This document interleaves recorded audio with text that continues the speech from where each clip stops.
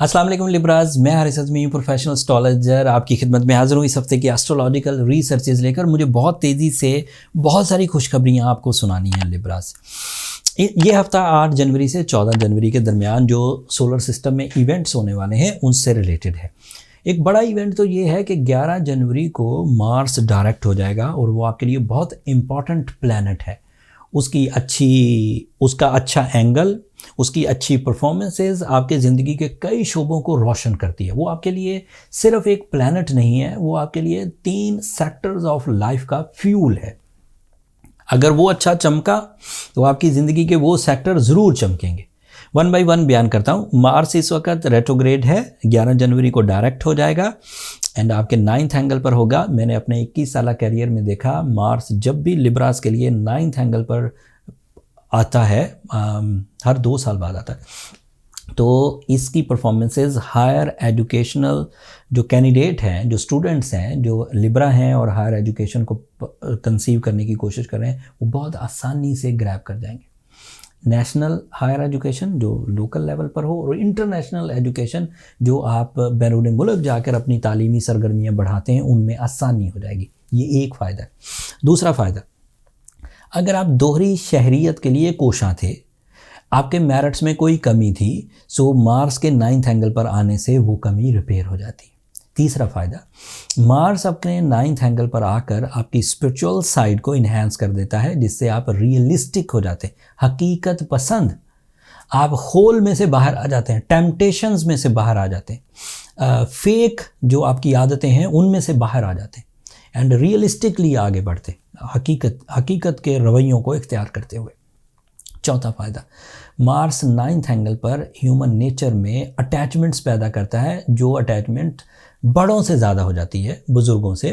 Obedience, सादा लफ्ज़ों में आपकी फर्माबरदारी में इजाफा होने लगता है। सामने वाले को आपकी ये वाला रवैया फर्माबरदारी वाला पसंद आता है एंड उसके एवज़ आपकी इज्जत करता है या आपको शफ़क़त देता है। दोनों पॉसिबिलिटीज़ हैं।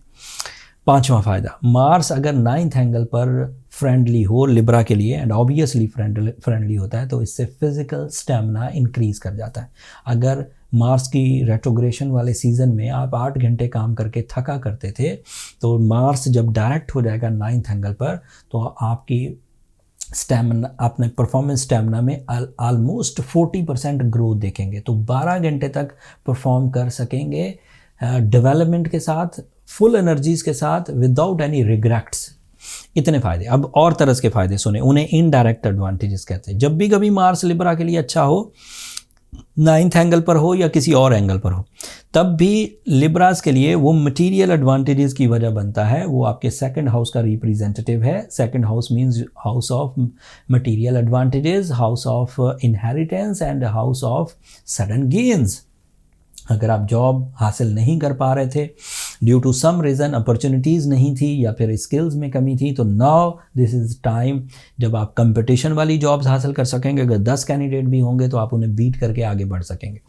एंड अगर आप इन्वेस्टमेंट करना चाहते थे तो वो कर सकेंगे। एंड एक बात आप इग्नोर मत करिए लिब्राज, और वो ये सभी के लिए जो भी सुनने वाले लिब्रा हैं या कोई और भी है, Mars is representative of lands, Mars is representative of textile, Mars is representative of iron, लोहा। सो इन फील्ड्स में अगर आप रिलेटेड हैं, लैंड्स वाले बिल्डर्स हो गए, ज़रात वाले हो गए, बागात वाले हो गए, कंस्ट्रक्शन वाले हो गए, रियल एस्टेट वाले हो गए, ये सब फ़ायदा उठाएंगे। आयरन वाले, आयरन इंडस्ट्री हो गई या फिर आयरन खाम चीज़ें जो आयरन बनाने में मदद देती हैं। एंड टेक्सटाइल मतलब फैशन डिज़ाइनर से लेकर जो स्टिचिंग से रिलेटेड हैं या टेक्सटाइल बनाते हैं, इन सब से रिलेटेड, फैब्रिक से रिलेटेड कोई भी चीज़ आपको फ़ायदा देगी। और इवन एथलीट्स भी, Mars is also representative of friendly competitions. उनमें एथलेटिक्स आ जाती है, गेम्स आ जाती हैं, गेमिंग वाले जो प्रोडक्ट्स हैं, जैसे खेलते हुए जो चीज़ें आपको चाहिए होती हैं, इंस्ट्रूमेंट्स चाहिए होते हैं, उस इंडस्ट्री को भी ये फेवर करेगा। बात बहुत लंबी हो रही, मैं छोटा करता हूँ। सूरज आपके लिए 4th एंगल पर है। This is also productive for your decisions, for your bravery and for your captain skills. Venus आपके लिए 5th एंगल पर है। This is ideal for your love life, this is ideal for your natural abilities. ये आपका ruling planet है।